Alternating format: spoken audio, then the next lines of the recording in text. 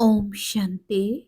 আজিৰ তাৰিখ 5 মে 2024 বৰ্ষ। আজি ৰবিবাৰ। অব্যক্ত বাপদাদাৰ অব্যক্ত মুৰলী আৰু আজিৰ অব্যক্ত মুৰলীৰ ৰিভাইজ তাৰিখ হৈছে 1999 বৰ্ষৰ 15 নৱেম্বৰ। আৰু আজিৰ অব্যক্ত মুৰলীৰ সাৰ হৈছে পিতাৰ সমান হোৱাৰ সহজ পুৰুষাৰ্থ আজ্ঞাকাৰী হোৱা। পিতাৰ সমান হোৱাৰ সহজ পুৰুষাৰ্থ আজ্ঞাকাৰী হোৱা। আজি বাপদাদাই নিজৰ পবিত্ৰ শংখমণ্ডলীক চাই আছে হওক। প্ৰতিগৰাকী সন্তান পবিত্ৰ শংখ সদায় মনত জ্ঞানৰ ৰত্ন মন্থন কৰি থাকে। পিতাই কৈছে যে সদায় মনত জ্ঞানৰ ৰত্ন মন্থন কৰি থাকে সন্তানসকলে। পবিত্ৰ শংখৰ কামেই হৈছে ব্যৰ্থৰূপী পাথৰ ত্যাগ কৰা আৰু জ্ঞানৰূপী ৰত্ন মন্থন কৰা। এটি এটি ৰত্ন কিমান অমূল্য। প্ৰতিগৰাকী সন্তান জ্ঞান ৰত্নৰ খনি হৈ গৈছে। পিতাই কৈছে যে প্ৰতিগৰাকী সন্তান জ্ঞান ৰত্নৰ খনি হৈ গৈছে। জ্ঞান ৰত্নৰ সম্পদেৰে সদায় ভৰপূৰ হৈ থাকে। আজি বাপদাদাই সন্তানসকলৰ মাজত এটি বিশেষ কথা পৰীক্ষা কৰি আছিল। সেইটো কি আছিল? জ্ঞান আৰু যোগ সহজে ধাৰণ কৰাৰ সহজ উপায় হ'ল পিতা আৰু দাদাৰ আজ্ঞাকাৰী হৈ চলা। পিতাৰ ৰূপতো আজ্ঞাকাৰী হোৱা আৰু শিক্ষকৰ ৰূপতো আজ্ঞাকাৰী আৰু সদ্গুৰুৰ ৰূপতো আজ্ঞাকাৰী হোৱা। তিনিওটা ৰূপতে আজ্ঞাকাৰী হোৱা অৰ্থাৎ সহজ পুৰুষাৰ্থী হোৱা, কিয়নো তিনিওটা ৰূপতে সন্তানসকলে আজ্ঞা পাইছে। অমৃত বেলাৰ পৰা নিশালৈকে সকলো সময়তে প্ৰতিটো কৰ্তব্যৰ বাবে আজ্ঞা পাইছে। আজ্ঞা অনুসৰি চলি থাকিলে কোনো ধৰণৰ পৰিশ্ৰম বা কঠিনতাৰ অনুভৱ নহ'ব।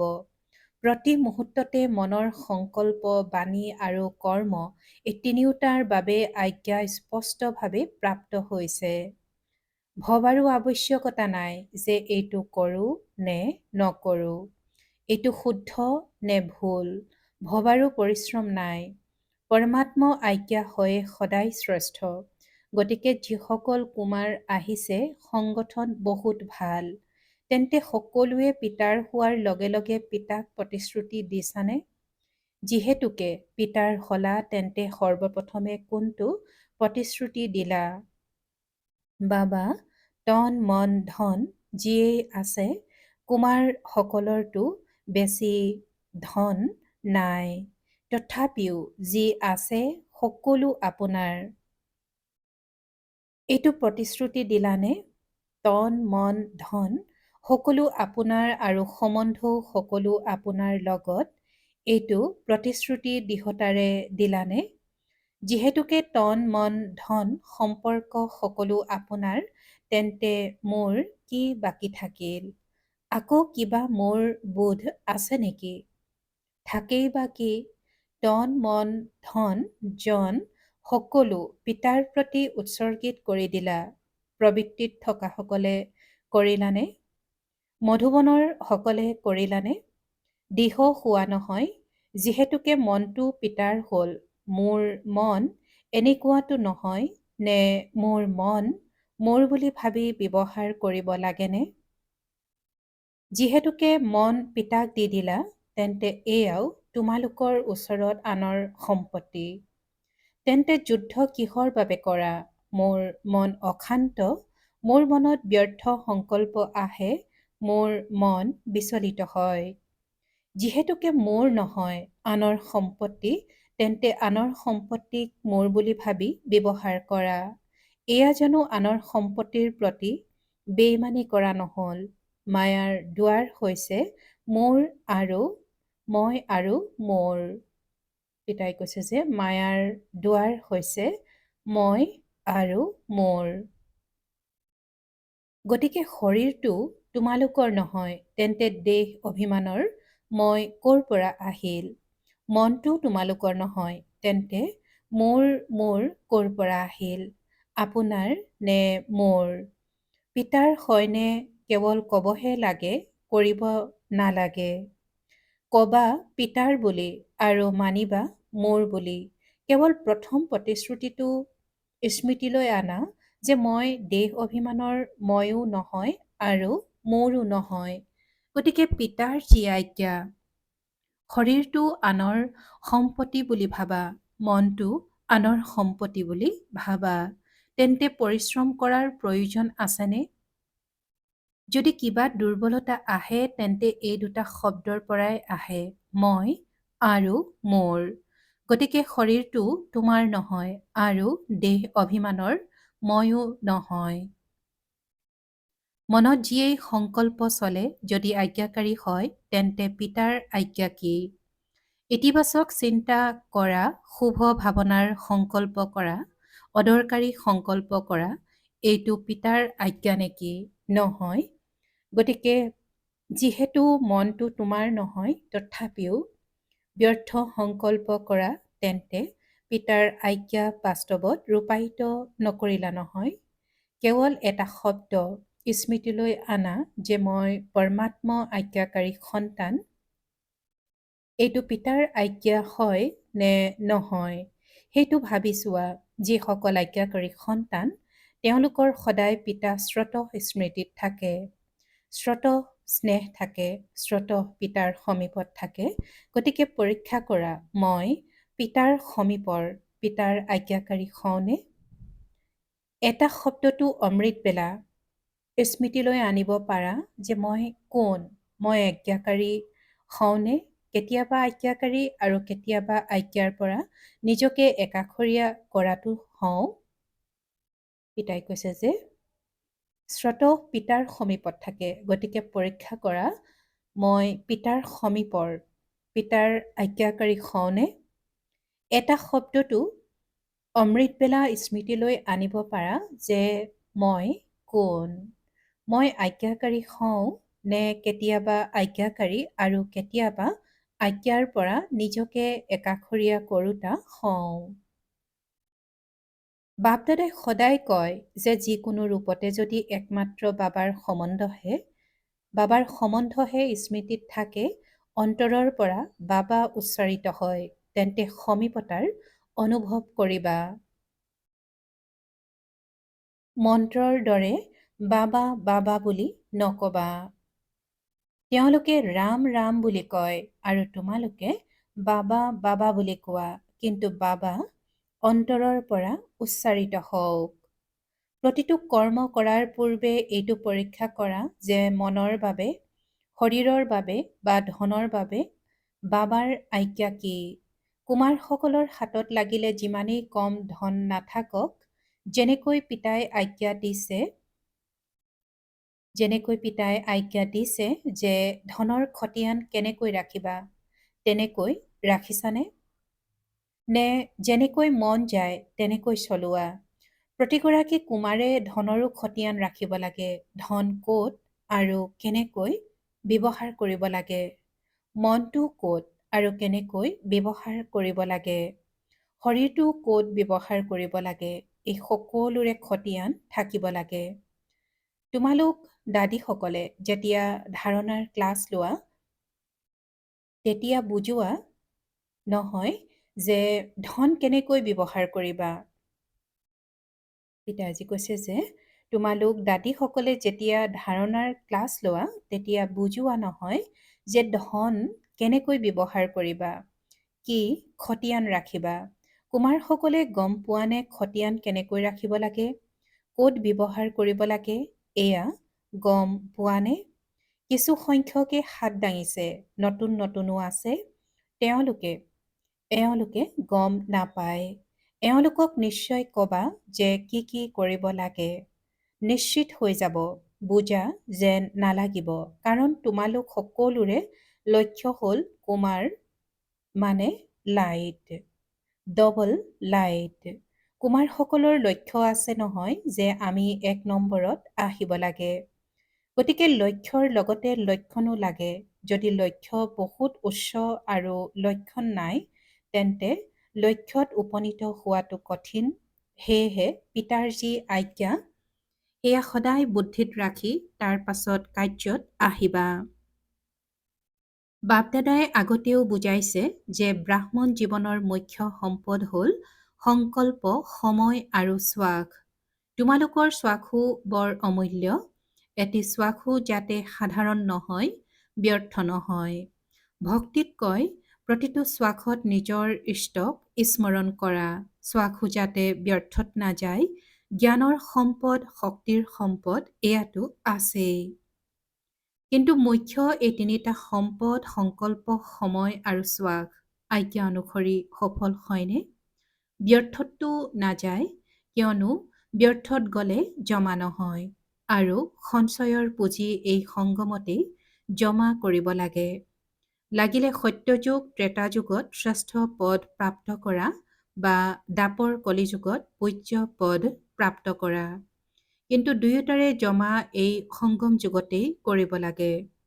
এইটো হিচাপত ভাবা যে সংগমযোগী জীৱনৰ এই চুটি জন্মটোৰ সংকল্প, সময়, শ্বাস কিমান অমূল্য। এই ক্ষেত্ৰত অমনোযোগী নহবা। যেনেকৈ আহিলা তেনেকৈয়ে দিন অতিবাহিত হৈ গ'ল। দিন অতিবাহিত নহ'ল, কিন্তু এদিনত বহুত হেৰুৱালা। যেতিয়াই কোনো অদৰকাৰী সংকল্প কৰা, অবাবতে সময় নষ্ট হয়, তেতিয়া এনেকৈ নাভাবিবা যে একো নাই, 5 মিনিটহে গ'ল। ৰাহি কৰা, সময় অনুসৰি চোৱা, প্ৰকৃতি নিজৰ কাৰ্যত কিমান তীব্ৰ। কিবা নহয় কিবা খেল দেখুৱাই থাকে, ক'ৰবাত নহয় ক'ৰবাত খেল দেখুৱাই থাকে। প্ৰকৃতিপতি ব্ৰাহ্মণ সন্তানসকলৰ খেল এটাই, উৰন্ত কলাৰ। তেন্তে প্ৰকৃতিয়েতো খেল দেখুৱায়, কিন্তু ব্ৰাহ্মণে নিজৰ উৰন্ত কলাৰ খেল দেখুৱাই আছেনে? কোনো কোনো সন্তানে বাপদাদাক উৰিষ্যাৰ সামুদ্ৰিক ধুমুহাৰ ফলাফল লিখি পঠিয়াইছে। এয়া হ'ল, এয়া হ'ল। তেন্তে সেয়া প্ৰকৃতিৰ খেলটো প্ৰত্যক্ষ কৰিলা। কিন্তু বাপদাদাই সুধিছে যে তোমালোকে কেৱল প্ৰকৃতিৰ খেল প্ৰত্যক্ষ কৰিলা নে নিজৰ উৰন্ত কলাৰ খেলত ব্যস্ত হৈ থাকিলা? নে কেৱল সংবাদ শুনি থাকিলা? সংবাদটো সকলো শুনিবলগীয়াও হয়, কিন্তু যিমান সংবাদ শুনাত আগ্ৰহ থাকে, সিমান নিজৰ উৰন্ত কলাৰ বাজিত থকাৰ আগ্ৰহ থাকিলনে? বহুত সন্তান গুপ্ত যোগীও হয়। এনেকুৱা গুপ্ত যোগী সন্তানসকলে বাপদাদাৰ সহায়ো বহুত পালে, আৰু এনেকুৱা সন্তানসকল নিজেও অবিচলিত সাক্ষী হৈ থাকিল আৰু বায়ুমণ্ডলতো সময়ত সহযোগ দিলে। পিতাই আজি কৈছে যে বহুত সন্তান গুপ্ত যোগীও হয়, আৰু এনেকুৱা গুপ্তযোগী সন্তানসকলে বাপদাদাৰ সহায়ো বহুত পালে, আৰু এনেকুৱা সন্তানসকল নিজেও অবিচলিত সাক্ষী হৈ থাকিল আৰু বায়ুমণ্ডলতো সময়ত সহযোগ দিলে। যেনেকৈ স্থূল সহযোগ দিওঁতাসকল চৰকাৰেই হওক বা আশে পাশে থকা সকল সহযোগ দিবৰ বাবে সাজু হৈ যায়, তেনেকৈ ব্ৰাহ্মণ আত্মাসকলেও নিজৰ সহযোগ, শক্তি, শান্তি দিয়াৰ, সুখ দিয়াৰ যি ঈশ্বৰীয় কাৰ্য সেয়া কৰিলানে? যেনেকৈ সেই চৰকাৰে এয়া কৰিলে, অমুক দেশে এয়া কৰিলে, তৎক্ষণাৎ ঘোষণা কৰিবলৈ লাগি যায়। গতিকে বাপদাদাই সোধে, তোমালোক ব্ৰাহ্মণসকলেও নিজৰ এই কাৰ্য কৰিলানে? তোমালোকো সতৰ্ক হ'ব লাগে। স্থূল সহযোগ দিয়া ইয়াৰো আৱশ্যক। এই ক্ষেত্ৰত বাপদাদাই মানা নকৰে, কিন্তু ব্ৰাহ্মণ আত্মাৰ যিটো বিশেষ কাৰ্য, যিটো সহযোগ আন কোনেও দিব নোৱাৰে, এনে সহযোগ সতৰ্ক হৈ তোমালোকে দিলানে? দিব লাগে নহয়, নে কেৱল তেওঁলোকক বস্ত্ৰ লাগে, খাদ্য শস্য লাগে? কিন্তু প্ৰথমেতো মনত শান্তি লাগে, সন্মুখীন হোৱাৰ শক্তি লাগে। গতিকে স্থূলৰ লগতে সূক্ষ্ম সহযোগ ব্ৰাহ্মণেহে দিব পাৰে, আন কোনেও দিব নোৱাৰে। এয়া একোৱেই নহয়, এয়াতো মাত্ৰ আখৰাহে। বাস্তৱত আহিবলগীয়া আছে, তাৰ আখৰাও তোমালোকক পিতা আৰু প্ৰকৃতিয়ে কৰাই আছে। গতিকে যি শক্তি, যি সম্পদ তোমালোকৰ আছে, সেয়া সময় অনুসৰি ব্যৱহাৰ কৰিব জানানে? কুমাৰসকলে কি ভাবিবা? শক্তি জমা আছেনে? শান্তি জমা আছেনে? ব্যৱহাৰ কৰিব জানানে? হাতটো বৰ ভালকৈ হাতটো বৰ ভালকৈ উঠোৱা। পিতাই কৈছে যে হাত বৰ ভালকৈ উঠোৱা। এতিয়া বাস্তৱত দেখুৱাবা। সাক্ষী হৈ প্ৰত্যক্ষও কৰিব লাগে আৰু শুনিবও লাগে আৰু সহযোগ দিবও লাগে। অৱশেষত বাস্তৱত যেতিয়া ভূমিকা পালন কৰিবা, তেতিয়া যাতে সাক্ষী আৰু নিৰ্ভীক হৈ প্ৰত্যক্ষ কৰা আৰু ভূমিকাও পালন কৰা। কি ভূমিকা? দাতাৰ সন্তান, দাতা হৈ আত্মাসকলক যি লাগে সেয়া যাতে দি থাকা। তেন্তে মাষ্টাৰ দাতা হোৱা নহয়, পুঁজি জমা কৰা। নিজৰ যিমান জমা পুঁজি থাকিব সিমানেই দাতা হ'ব পাৰিবা। পিতাইজি কৈছে যে নিজৰ যিমান জমা পুঁজি থাকিব সিমানে দাতা হ'ব পাৰিবা। সেইকাৰণে পুঁজি জমা কৰা। অন্তলৈকে নিজৰ কাৰণে জমা কৰি থাকিলে তেন্তে দাতা হ'ব নোৱাৰিবা। অনেক জন্ম যি শ্ৰেষ্ঠ পদ পাব লাগে সেয়া প্ৰাপ্ত কৰিব নোৱাৰিবা। সেয়েহে এটা কথাটো হ'ল নিজৰ পুঁজি জমা কৰা। শুভ ভাৱনা, শ্ৰেষ্ঠ কামনাৰ ভঁৰাল যাতে সদায় ভৰপূৰ হৈ থাকে। দ্বিতীয়তে, যি বিশেষ শক্তি আছে সেই শক্তিবোৰ যি সময়ত যাক যি লাগে সেয়া দিব পাৰা। এতিয়া সময় অনুসৰি কেৱল নিজৰ পুৰুষাৰ্থত সংকল্প আৰু সময় দিয়া, লগতে দাতা হৈ বিশ্বকো সহযোগ দিয়া। নিজৰ পুৰুষাৰ্থৰ বিষয়টো শুনালো। অমৃতবেলাই এইটো ভাবা যে মই আজ্ঞাকাৰী সন্তান, উঠাৰ, বহাৰ, খোৱাৰ কৰ্মযোগী হোৱাৰ প্ৰতিটো কৰ্মৰ বাবে আজ্ঞা পাইছা। আজ্ঞাকাৰী হোৱা, এয়াই পিতাৰ সমান হোৱা। বছ, শ্ৰীমতত চলিবা, নিজৰ মত আৰু পৰৰ মতত নহয়। শ্ৰীমতত যাতে একো যোগ নহয়। যদি কেতিয়াবা নিজৰ মতত, কেতিয়াবা পৰৰ মতত চলা, তেন্তে পৰিশ্ৰম কৰিবলগীয়া হ'ব। সহজ নহ'ব, কিয়নো নিজৰ মতে, পৰৰ মতে উৰিবলৈ নিদিবা। পিতাইজি কৈছে যে যদি কেতিয়াবা নিজৰ মতত, কেতিয়াবা পৰৰ মতত চলা, তেন্তে পৰিশ্ৰম কৰিবলগীয়া হ'ব। সহজ নহ'ব, কিয়নো নিজৰ মতে, পৰৰ মতে উৰিবলৈ নিদিব। নিজৰ মত, পৰৰ মত হৈছে বোজা আৰু বোজাই উৰিবলৈ নিদিব। শ্ৰীমতে ডবল লাইট কৰি দিয়ে। শ্ৰীমতত চলা অৰ্থাৎ সহজে পিতাৰ সমান খোৱা। পিতাইজি কৈছে যে শ্ৰীমতত চলা অৰ্থাৎ সহজে পিতাৰ সমান হোৱা। শ্ৰীমতত চলাসকলক কোনো পৰিস্থিতিয়ে তললৈ নমাই আনিব নোৱাৰে। তেন্তে শ্ৰীমতত চলিব জানানে? বাৰু, তেন্তে কুমাৰসকলে এতিয়া কি কৰিবা? নিমন্ত্ৰণ পালা, বিশেষ আতিথ্য পালা, চোৱা কিমান আদৰৰ হৈ গলা। তেন্তে এতিয়া আগলৈ কি কৰিবা? সঁহাৰি জনাবা নে তালৈ গ'লে তাৰেই হৈ যাবা? ইয়ালৈ আহিলে ইয়াৰ এনেকুৱাটো নোহোৱা নহয়। ইয়াত বহুত আনন্দ উল্লাসত আছে। মায়াৰ প্ৰসাৰৰ পৰা সুৰক্ষিত হৈ আছা। এনেকুৱা কোনোবা আছেনে যাৰ ইয়াত মধুবনতো মায়া আহিছে? এনেকুৱা কোনোবা আছেনে যিয়ে মধুবনতো পৰিশ্ৰম কৰিবলগীয়া হৈছে? নিৰাপদে আছা, ভাল কথা। বাপ দাদাও আনন্দিত হয়। সেই সময়ো আহিব যেতিয়া যুৱ দলৰ প্ৰতি চৰকাৰৰো মনোযোগ আকৰ্ষিত হ'ব, কিন্তু তেতিয়াহে মনোযোগ আকৰ্ষিত হ'ব যেতিয়া তোমালোক বিঘ্ন বিনাশক হৈ যাবা। বিঘ্ন বিনাশক কাৰ নাম? তোমালোকৰ নহয় জানো?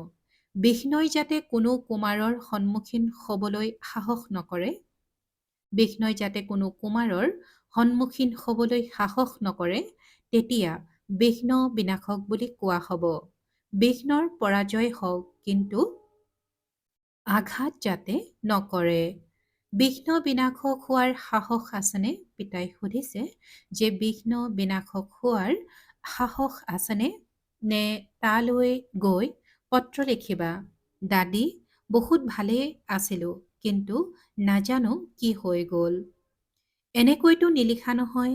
এইটোৱেই শুভ সংবাদ জনাবা সকলো ঠিকাই আছে, বৰ ভাল, মই বিঘ্ন বিনাশক। এইটোৱে পিতাই কৈছে যে এইটোৱে শুভ সংবাদ জনাবা যে সকলো ঠিকে আছে, বৰ ভাল, মই বিঘ্ন বিনাশক। মাত্ৰ এক কথাষাৰ লিখা, বৰ দীঘলীয়া পত্ৰ নিলিখিবা, কেৱল লিখা সকলো ঠিকে আছে। বাৰু। মধুবনৰো বিশেষত্ব বাপদাদাৰ ওচৰত আহি পাইছে। মধুবনৰ সকলে নিজৰ খতিয়ানৰ তালিকা পঠিয়াইছে, বাপদাদাৰ ওচৰত আহি পাইছে। বাপদাদাই সকলো সন্তানক আজ্ঞা পালন কৰোঁতা আজ্ঞাকাৰী সন্তানসকলৰ দৃষ্টিৰে চাই বিশেষ কাৰ্যপালা আৰু সদা প্ৰস্তুত হৈ কৰিলা, ইয়াৰ বাবেও অভিনন্দন জনাই আছো। বাৰু, প্ৰত্যেকেই নিজৰ খতিয়ানৰ তালিকা স্পষ্টকৈ লিখিছে। দাদীৰ প্ৰতি তোমালোকেও ফলাফল চাই ক্লাছ ল'বা। নিজৰ অৱস্থাৰ খতিয়ানৰ তালিকা ভালকৈ লিখিছে। বাপ দাদাইতো অভিনন্দন জনায়ে আছে। সঁচা অন্তৰৰ হলে চাহেব ৰাজি হয়। বাৰু, চাৰিওফালৰ বাপ দাদাৰ আজ্ঞাকাৰী সন্তানসকলক, সদায় বিঘ্ন বিনাশক সন্তানসকলক, সদায় শ্ৰীমতত সহজে চলোতা পৰিশ্ৰমৰ পৰা মুক্ত হৈ থকা সন্তানসকলক, সদায় আনন্দ উল্লাসত উৰি থাকোতা আৰু উৰাওতা, সৰ্ব সম্পদৰ পুঁজিৰে ভৰপূৰ হৈ থাকোতা, এনেকুৱা পিতাৰ সমীপৰ আৰু সমান হৈ থাকোতা সন্তানসকলক বহুত বহুত স্নেহপূৰ্ণ স্মৰণ আৰু নমস্কাৰ। কুমাৰসকলকো বিশেষকৈ অক্লান্ত আৰু সদা প্ৰস্তুত, সদায় উৰন্ত কলাত উৰি থাকোতাসকলক বাপদাদাৰ বিশেষ স্নেহ সহিত স্মৰণ। আৰু আত্মিক সন্তানসকলৰো আত্মিক মাত পিতা আৰু বাপদাদাৰ প্ৰতি স্নেহপূৰ্ণ স্মৰণ আৰু সুপ্ৰভাত আৰু নমস্কাৰ নমস্কাৰ নমস্কাৰ। বাপদাদাই ডায়মণ্ড হলত বহি থকা সকলো ভাতৃ ভগ্নীক দৃষ্টি দিবৰ বাবে প্ৰেক্ষাগৃহত পৰিক্ৰমা লগালে। বাপদাদাৰ প্ৰতিগৰাকী সন্তানৰ প্ৰতি বহুত বহুত স্নেহ আছে। এনেকৈ নাভাবিবা যে মোৰ প্ৰতি বাপদাদাৰ স্নেহ কম আছে। তোমালোকে পাহৰি গলেও যোৱা, কিন্তু পিতাই নিৰন্তৰ প্ৰতিগৰাকী সন্তানৰ মালা জপ কৰি থাকে, কিয়নো বাপদাদাৰ প্ৰতিগৰাকী সন্তানৰ বিশেষত্ব সদায় সন্মুখত থাকে। কোনোবা এটি সন্তানো বিশেষ নহব এনেকুৱা নহয়, প্ৰতিগৰাকী সন্তান বিশেষ হয়। পিতাই কেতিয়াও এটি সন্তানকো পাহৰি নাযায়। গতিকে সকলোকে নিজক বিশেষ আত্মা হওঁ আৰু বিশেষ কাৰ্যৰ বাবে নিমিত্ত হওঁ, এনেকৈ ভাবি আগবাঢ়ি যোৱা ভাল। বাৰু, আৰু আজিৰ বাপদাদাৰ বৰদান, সদায় আত্মিক স্থিতিত থাকি আনকো আত্মা ৰূপত চাওঁতা আত্মিক গোলাপ হোৱা।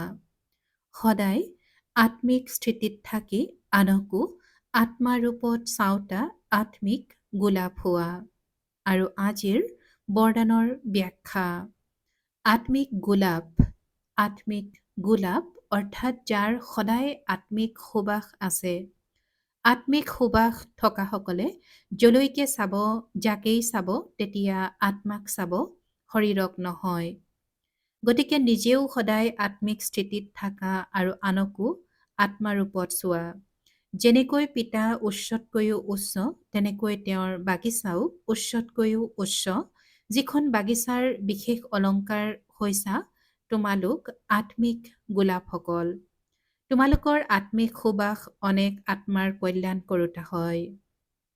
তোমালোকৰ আত্মিক সুবাস অনেক আত্মাৰ কল্যাণ কৰোঁতা হয়। আৰু আজিৰ শ্লোগান, মৰ্যাদা ভংগ কৰি কাৰোবাক সুখ দিলে সেয়াও দুখৰ হিচাপত জমা হৈ যাব। মৰ্যাদা ভংগ কৰি কাৰোবাক সুখ দিলে সেয়াও দুখৰ হিচাপত জমা হৈ যাব। ওম শান্তি। আনন্দৰূপী সম্পদেৰে সম্পন্ন সৌভাগ্যৱান আৰু প্ৰসন্নচিত্ত হ'বলৈ আজিৰ অব্যক্ত সংকেত। কোনো শ্ৰেষ্ঠ কৰ্ম কৰিলে নিজৰ প্ৰতিও তাৰ প্ৰত্যক্ষ ফল আনন্দ আৰু শক্তিৰ অনুভূতি হয় আৰু আনেও এনেকুৱা শ্ৰেষ্ঠ কৰ্মী আত্মাসকলক দেখি পুৰুষাৰ্থৰ উৎসাহ উদ্দীপনাত আহে যে আমিও এনেকুৱা হ'ব পাৰোঁ।